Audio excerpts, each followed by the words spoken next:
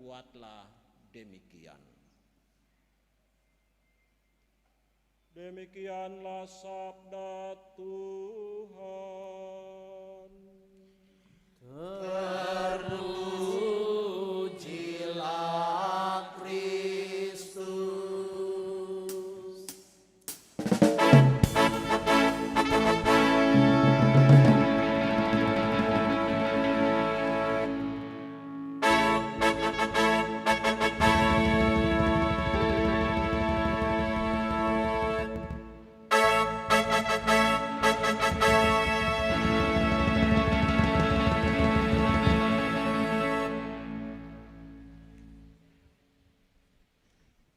Silakan duduk sebentar.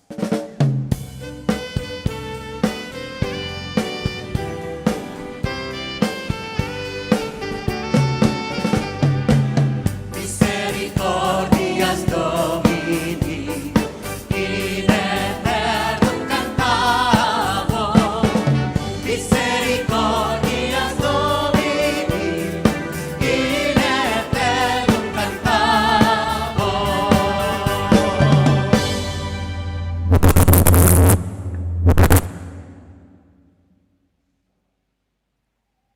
Tuhan tembak dari surga itu bunyi-bunyi.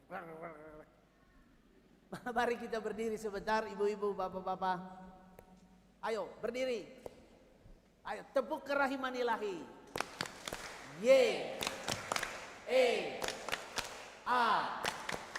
Yesus engkau andalanku. Yes, yes, yes. Yang kedua, lebih cepat lagi ya. Tepuk kerahiman ilahi.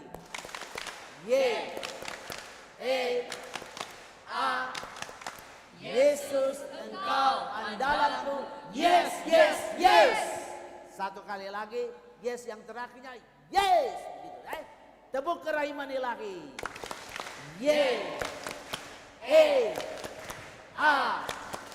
Yesus engkau andalanku. Yes, yes, yes. Itu baru mantap. Silakan duduk, ibu-ibu, bapak-bapak. Kemarin kita sudah bersama-sama lihat kerahiman artinya kita berdiri di tempat orang merasa susah. Berdiri di dalam wilayah orang yang menderita. Kita merasakan apa yang dia rasa, kita menderita bersama dia yang sedang menderita. Itu artinya kerahiman. Kemarin kita lihat bahwa hal seperti begitu manusia bisa melakukan, tetapi kemarin kita katakan bahwa cara manusia berdiri di pihak yang menderita kadang-kadang membawa luka. Kemanusiaan terluka akibat dari ulah kita sendiri. Dan kemarin kita melihat bahwa Allah punya kerahiman lebih agung, lebih luhur, tidak pernah habis dan senantiasa baru.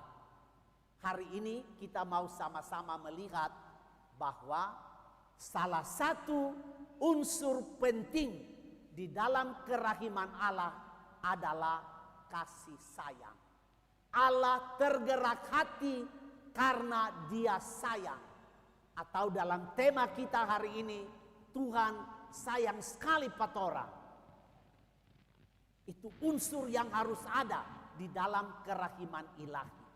Dan kalau nanti kita menyebarluaskan kerahiman Allah, harus ada kasih sayang itu. Salah satu sifat di dalam kasih sayang adalah peduli. Saya peduli kepada orang lain. Untuk bisa berdiri di dalam wilayah orang yang menderita, hati saya harus peduli kepada orang lain. Dua bacaan kitab suci hari ini menyatakan kepada kita kepedulian Tuhan Allah kepada kami manusia. Bacaan pertama dari Perjanjian Lama adalah kitab Keluaran. Tuhan peduli kepada kesengsaraan Israel.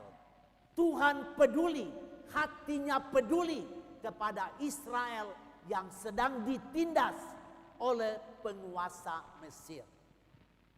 Dan bacaan Injil hari ini, Tuhan memberitahu kepada kita sifat Allah yang peduli itu.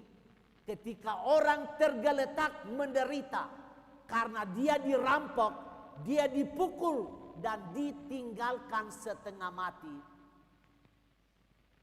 dia ditolong oleh seorang Samaria, seorang asing, seorang yang tidak kenal dengan orang yang dirampok itu. Tetapi orang Samaria itu menolong habis-habisan. Dia mengangkat orang itu ke atas keledainya. Dia mengobati luka-lukanya. Dia menyiram minyak. Lalu kemudian dia bawa ke tempat penginapan.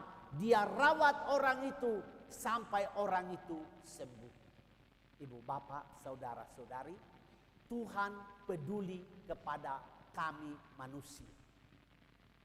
Bagaimana kita pada zaman sekarang ini merasakan bahwa Tuhan itu peduli kepada ibu bapak dan saya. Saya ajak kita untuk sama-sama melihat kitab Kejadian. Bagaimana Tuhan peduli kepada kita. Satu, Tuhan peduli kepada kita pada waktu Dia membangun rumah untuk kita. Kisah penciptaan langit dan bumi adalah kisah Tuhan membangun rumah kepada manusia selama 6 hari. Selama hari pertama, kedua, ketiga, keempat, dan kelima, dan sebagian dari hari ke-6, Tuhan menyediakan fasilitas supaya manusia boleh hidup. Dia menciptakan terang, Dia memisahkannya dari gelap. Dia juga memisahkan waktu supaya orang bisa tahu sekarang matahari terbit, sekarang matahari terbenam. Matahari terbit artinya saya bangun. Matahari terbenam artinya saya istirahat. Tuhan menciptakan itu sebagai fasilitas untuk kita. Dia menciptakan tanam-tanaman, tunas-tunas, pohon-pohon, buah-buah, biji-biji supaya kami boleh hidup. Dan Dia menciptakan penguasa-penguasa. Penguasa siang adalah matahari, penguasa malam adalah bulan dan bintang. Harus ada yang mengatur.